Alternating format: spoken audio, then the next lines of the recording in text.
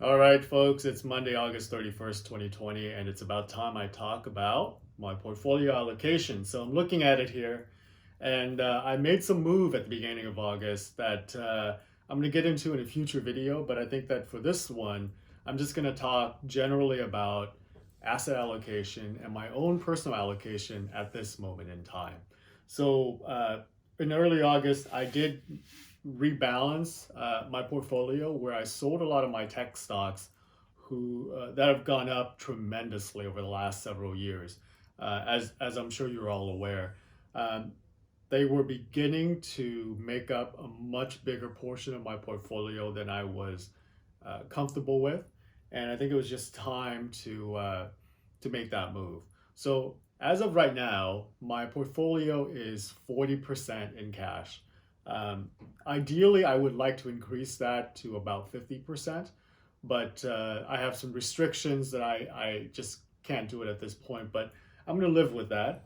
26% of my portfolio is in technology stocks. So even though I pared back quite a chunk of them, uh, I'm still in it. And 26%, that's really close to the makeup of the FANG stocks in the S&P 500. Some of those FANG stocks, uh, aren't even classified as technology companies in the S&P. But that's a different story. I have 12% in healthcare. I have 8% in energy and 6% in REITs, 5% in consumer staples, and 3% in other, which is mostly fixed income, some short term bonds, things like that. So, yeah, I'm huge in cash at the moment, waiting for a move. In terms of asset allocation, a lot of people are thinking of, the big categories of asset allocation. So they would think, should I be in a 60-40 portfolio, which is kind of the classic 60% equities, 40% bonds. They may mix in there some international stocks as well.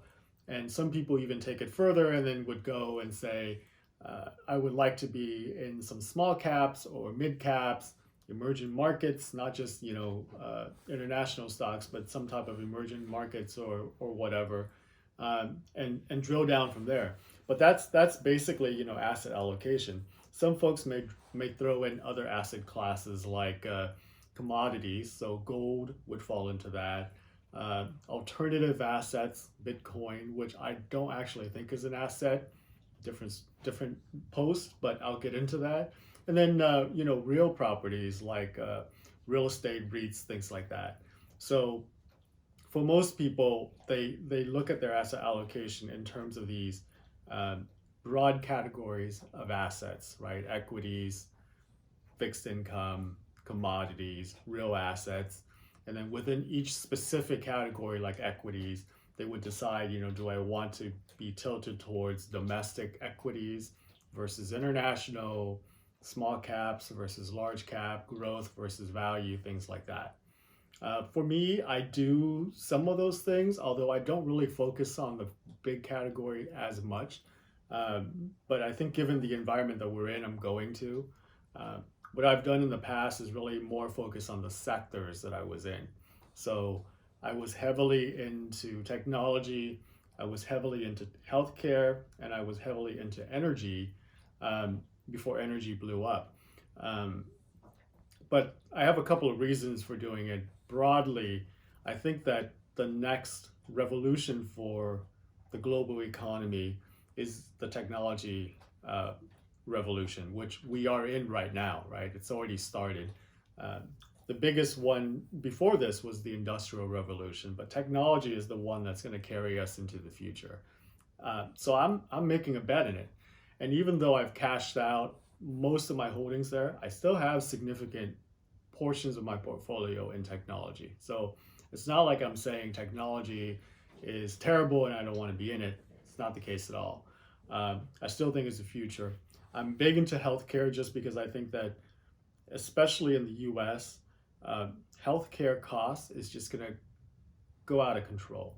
We've seen what's going on with healthcare premiums, with medication costs, things like that. And I don't think that's going to go away anytime soon. The rest of the world are on a more um, socialist system for medicine, which sounds bad, but I think it's just because people don't understand what it actually means.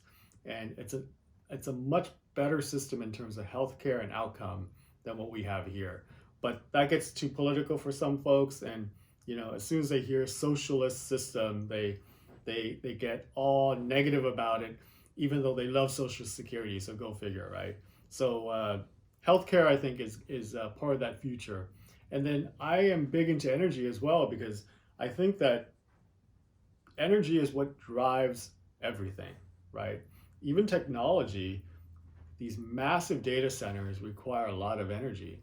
Um, we can have a debate about, should you be more into renewable energies or should you be into fossil fuels or whatever?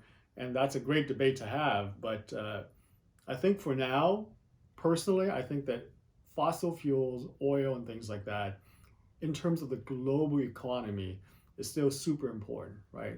There's no doubt in my mind that we're making this move towards renewable and all that, but I think that it's going to take a lot longer than some of my friends who are greener than I am think it would take.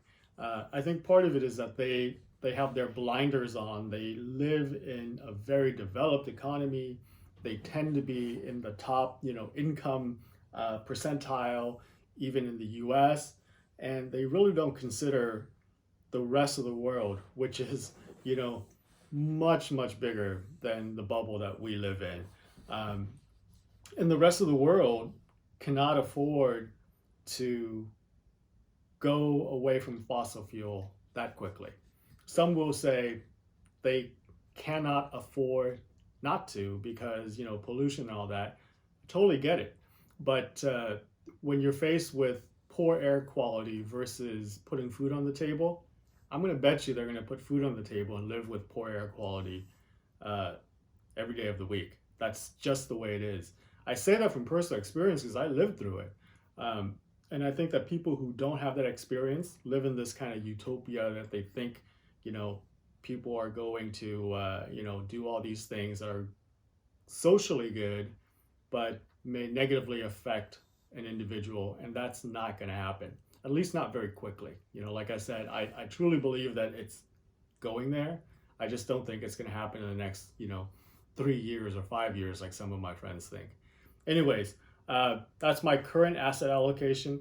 I'm going to go and talk a little bit more in detail in a future post about why I made these, the move that I did and why I have the allocation that I have now and my plans for moving back into equities with my big cash position and what would make me do so.